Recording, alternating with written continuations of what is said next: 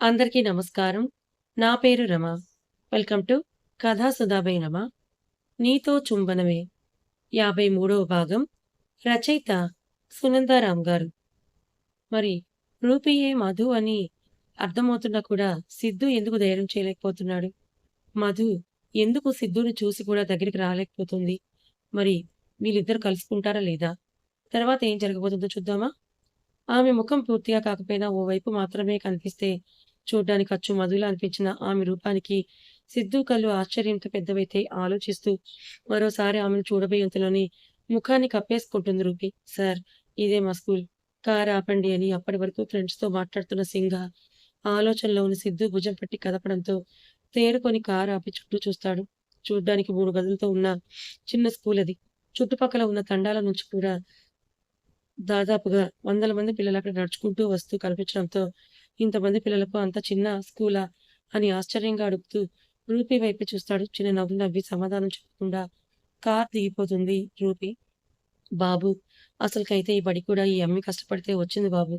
అర్థం కానట్టుగా చూస్తున్న సిద్ధుతో, అవును బాబు. మా రూపీ కష్టపడితేనే ఈ మాత్రం బడన్నా వచ్చింది. ఇదివరకైతే అసలు ఈ తండాలో బడన్న మాటే లేదు బాబు. కాస్తో కూస్తో డబ్బున్నోళ్ళు ఈ తండా దాటించి పక్కనే ఉన్న బళ్ళకి పంపించి అక్కడ చదివిస్తూ హాటల్లో ఏవో ఉంటాయంట కదా, అక్కడే ఉంచేవాళ్ళు.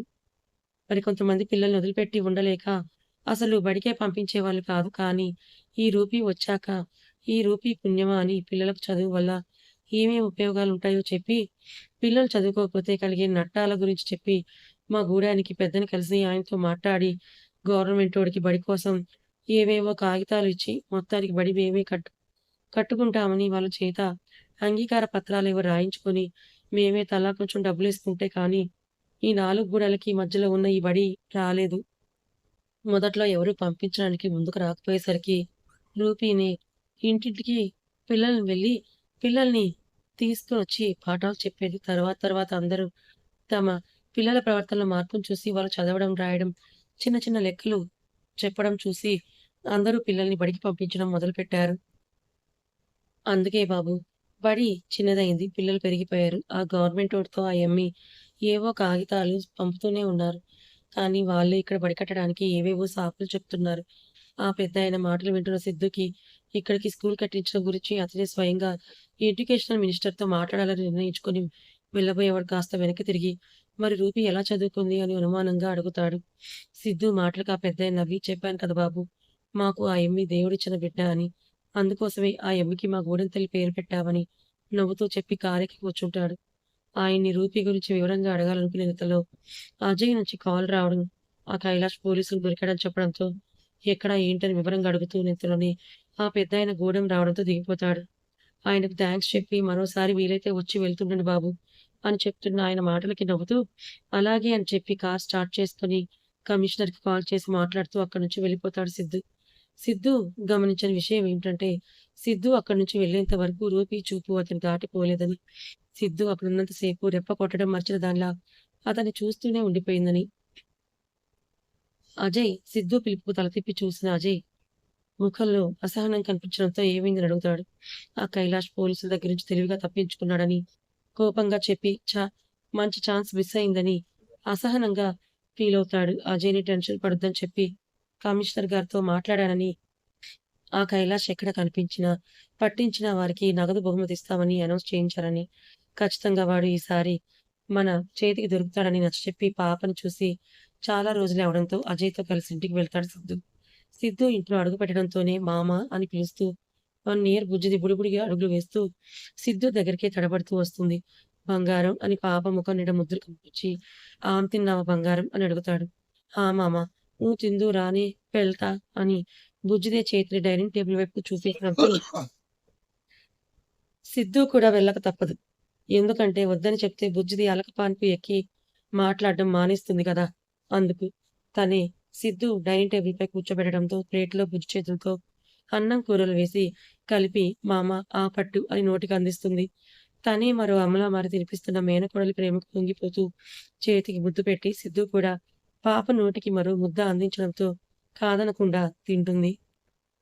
మామ అని పిలుస్తూ ఓలికెళ్ళావు అత్తతోసమా అని వచ్చిరాని మాటలతో ముద్దు ముద్దుగా అడుగుతున్న పాప చేతికి ముద్దిచ్చి, "అవును బంగారం" అని అంటాడు. ఎందుకో అత్త అనగానే రూపి అతని మనసులో మెదలడంతో అత్త కనిపిచ్చి డల్‌గా మారిపోయిన మామ బుగ్గలు పట్టి తన ముఖం కేసి తిప్పుకుంటూ అడుగుతుంది బుడ్డది.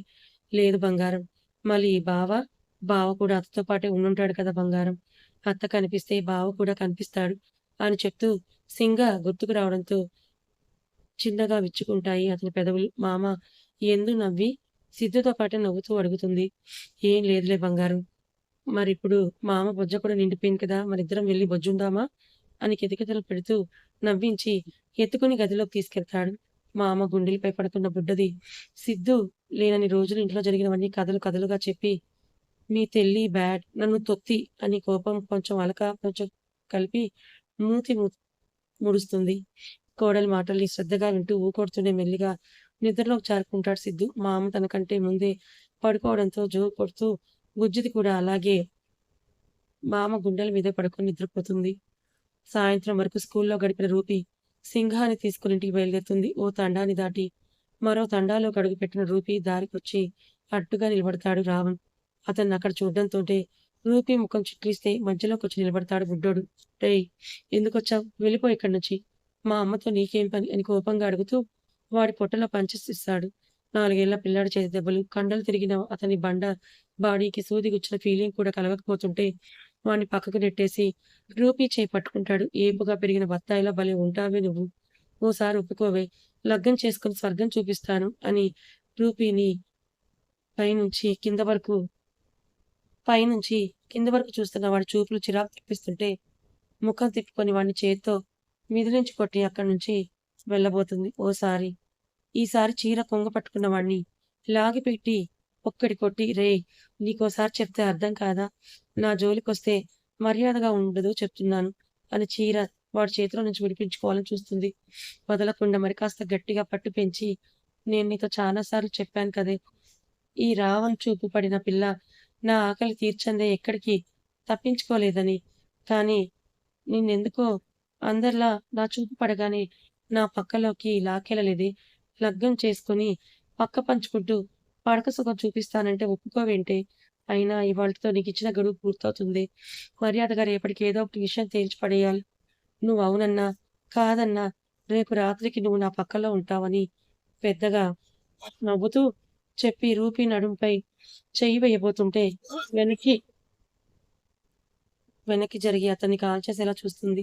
ఆమె చూపుల్ని ఏమాత్రం లెక్క చేయక అతని నుంచి అతని బావైన తండా మొత్తానికి నాయకుడైన శరభయ్య దగ్గరికి వెళ్తాడు. అతని బావే అతనికి బలమైతే తమ్ముడు ఎంత వెధవని తెలిసినా వాడంటే ప్రాణం పెడుతుంది రావణ్‌కి అక్క, శరభయ్యకి భార్య అయిన శరభి. "తమ్ముడు వచ్చావట్రా? అయినా వారం రోజుల్లో 2 రోజులు మాత్రమే వస్తావేంట్రా? మిగతా రోజులు ఏ ఊరు పోతావంటే చెప్పవు" అని తమ్ముడి మీద చిరుకోపం చూపిస్తుంది శరభి. "అక్కా! నేనెక్కడికి పోతానో నాకే తెలియకపోతే నీకెట్టా చెప్పేది? బావకి పట్నంలో 10 యాపారాలున్నాయి. అయన్నీ చూసుకునేటిది నేనే కదా" అని శరభయ్య వైపేకు చూసి కన్ను కొడతాడు. "రేయ్! మనం చేసేటి యాపారాల గురించి ఇప్పుడెందుకు కానీ ముందెళ్ళి మీ అక్క చేసిన జొన్న సంగటి, చేపల కూర ఓ పట్టు పట్టిరాపో" అని పంపిస్తాడు శరభయ్య.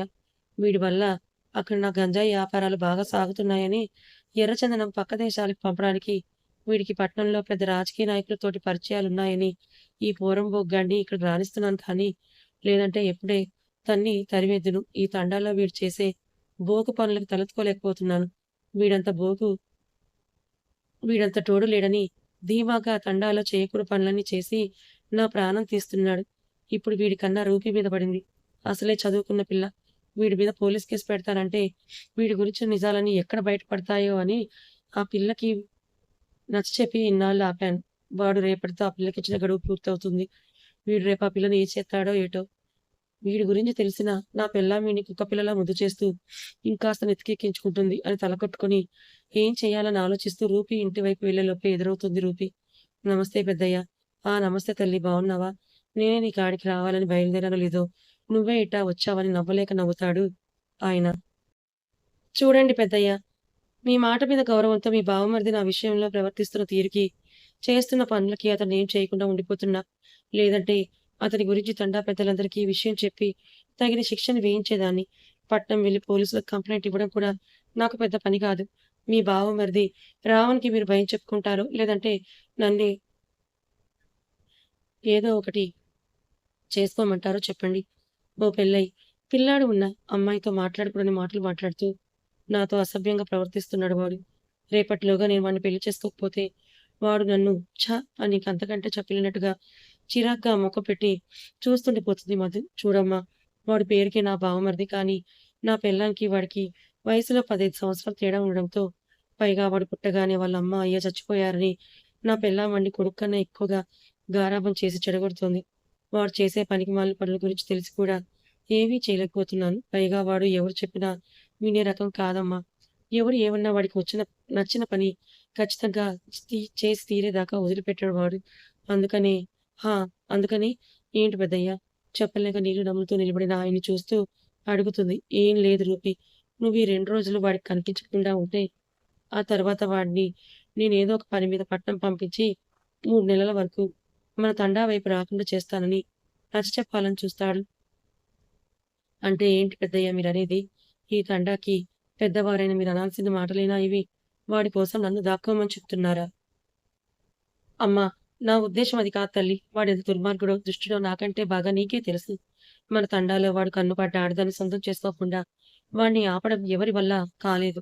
అడ్డొచ్చిన వాళ్ళందరినీ కాళ్ళు చేతులు విరగ్గొట్టి కొంతమంది ప్రాణం తీసిన విషయం కూడా నీకు తెలియంది కాదు.